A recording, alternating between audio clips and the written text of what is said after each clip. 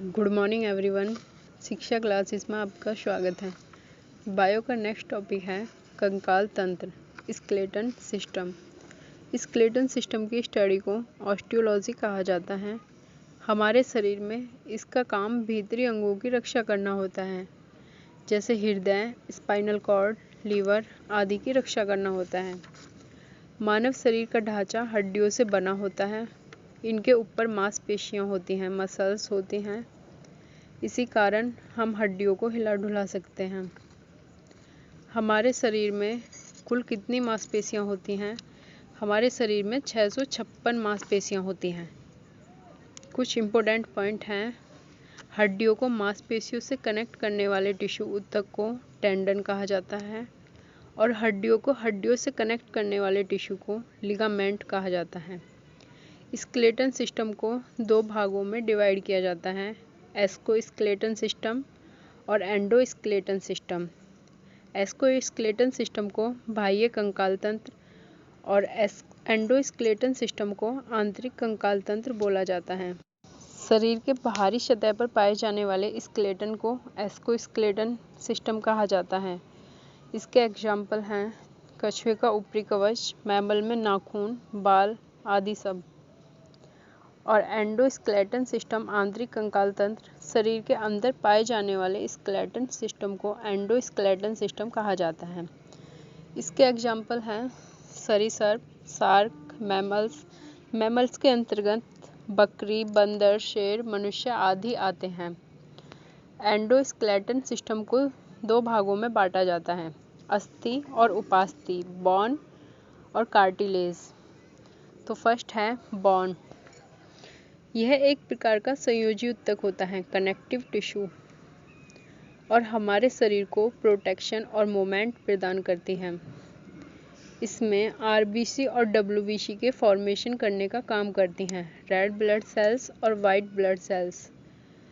Bone अपने अंदर काफ़ी मिनरल्स को स्टोर करके रखती हैं, जैसे कैल्शियम और फास्फोरस सबसे अधिक मात्रा में, और कुछ मात्रा में क्लोरीन और मैग्नीशियम भी होता है। इसमें उपस्थित कोशिकाओं को ऑस्टियोसाइट कहा जाता है। इसे मैच्योर बोन सेल्स भी कहा जाता है। सेकंड है कार्टिलेज। यह भी एक संयोजी ऊतक होता है, कनेक्टिव टिश्यू। हड्डियों की तरह कठोर नहीं होता है, थोड़ा सॉफ्ट होता है, लेकिन इसे आसानी से तोड़ा जा सकता है। कार्टिलेज जहाँ पर दो हड्डियाँ जुड़ती हैं वहाँ पर उपस्थित होता है। कार्टिलेज में उपस्थित जीवित सेल्स को कॉन्ड्रियोसाइट कहते हैं। कार्टिलेज का स्ट्रक्चर मैट्रिक्स के फॉर्म में होता है। इसके बीच बीच में खाली स्थान होते हैं जिसमें थैलीनुमा संरचना होती है। इसे लैकुनी कहा जाता है। इसमें ही जीवित सेल्स को कॉन्ड्रियोसाइट बोलते हैं। नवजात शिशु में 300 प्लस हड्डियां होती हैं और एक वयस्क मनुष्य में 206 हड्डियां होती हैं। मानव शरीर का कंकाल तंत्र। मानव शरीर के कंकाल तंत्र को दो भागों में डिवाइड किया जाता है, अक्षीय कंकाल और अनुबंधीय कंकाल। अक्षीय कंकाल में 80 हड्डियां होती हैं और अनुबंधीय कंकाल में 126 हड्डियां होती हैं। जो क्रीम वाला पोर्शन है ऊपर, उसको अक्षीय कंकाल तंत्र और ब्लू वाले पोर्शन को अनुबंधीय कंकाल तंत्र बोला जाता है।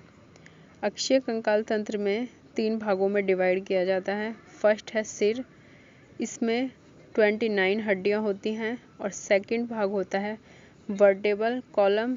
इसमें 26 हड्डियां वयस्क में होती हैं और 33 बच्चे में। थर्ड भाग होता है चेस्ट, इसमें 24 हड्डियां होती हैं और एक हड्डी इनको कनेक्ट करने के लिए होती हैं, तो इसमें 25 हड्डियां होती हैं टोटल। सेकंड है अनुबंधी कंकाल।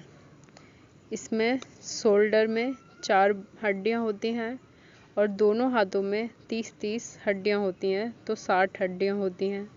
हिप बोन में 2 हड्डियां होती हैं और पैरों में 60 हड्डियां होती हैं। कुछ इम्पोर्टेंट पॉइंट हैं। महारंध्र। मनुष्य की खोपड़ी के नीचे की ओर एक छिद्र होता है जिसे स्पाइनल कोर्ड पास कहते हैं।